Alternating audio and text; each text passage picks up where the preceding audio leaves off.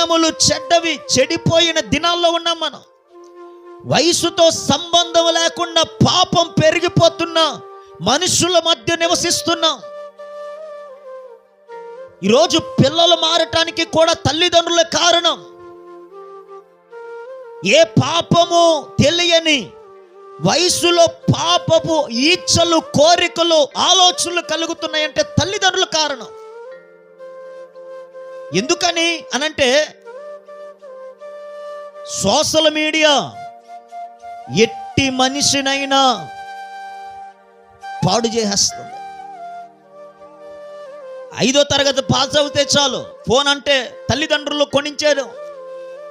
10వ తరగతి పాస్ అవుతే చాలు ఏదో పెద్దాడు పీజీ పాస్ అయినట్టు తల్లిదండ్రులు చాలా ఆనందపడిపోతారు. వాడేదో పెద్ద డిగ్రీ ఫస్ట్ ర్యాంక్ వచ్చినట్టుగా తల్లిదండ్రులు ఆనందపడిపోయి 10వ తరగతి పాస్ అయినా కానీ ఫోన్ కొనిచ్చేస్తున్నారు.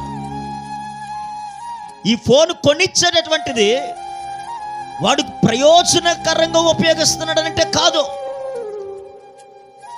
నెట్ ఆన్ చేస్తే చాలు, ఫోన్ ఆన్ చేస్తే చాలు, ఒక మనిషిని పాడు చేస్తున్నటువంటి అశ్లీలకరమైనటువంటి వాటిని చూస్తూ చివరికి వయసుతో సంబంధము లేకుండా మనుషులు పాడైపోతున్నారు.